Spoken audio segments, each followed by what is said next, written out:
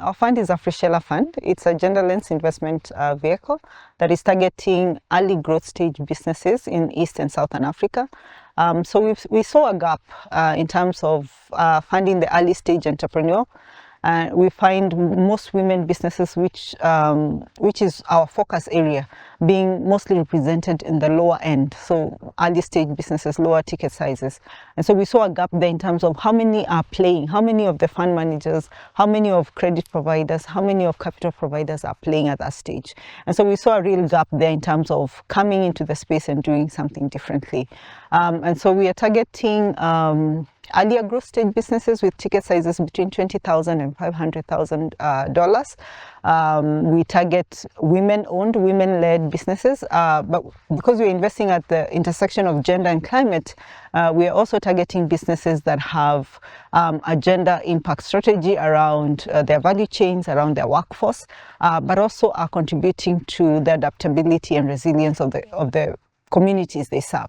In terms of the intersection, we see quite a bit of it. So if, for example, it's a business in agri, we are saying, who are you sourcing from? Are you sourcing from women farmers?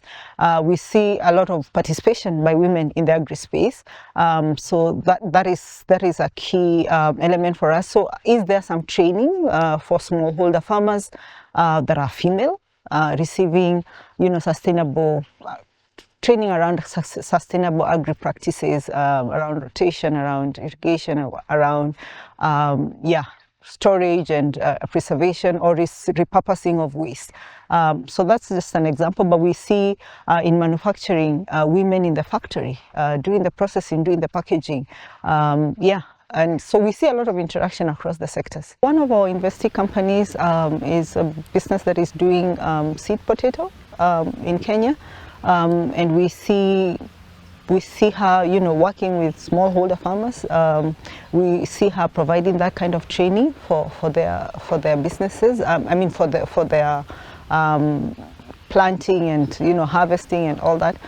We see her product itself increasing yields for farmers. So where yields have been maybe three tons an acre, moving to 8 tons an acre, and that allows them to have increased incomes and improved livelihoods, which is exactly what you're looking for.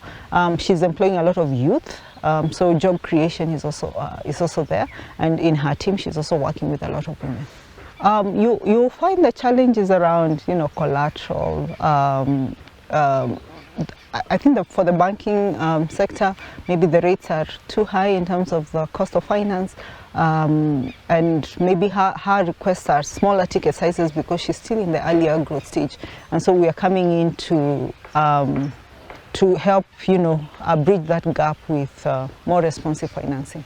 I think there's a lot of systemic unconscious gender bias, and we've had stories. But gender-lens investing as a field also is coming up. So there's a lot of finance that is being directed with a gender lens. So we feel like it's something that is being bridged now because there's a lot of intentional, directing of capital to women-owned businesses.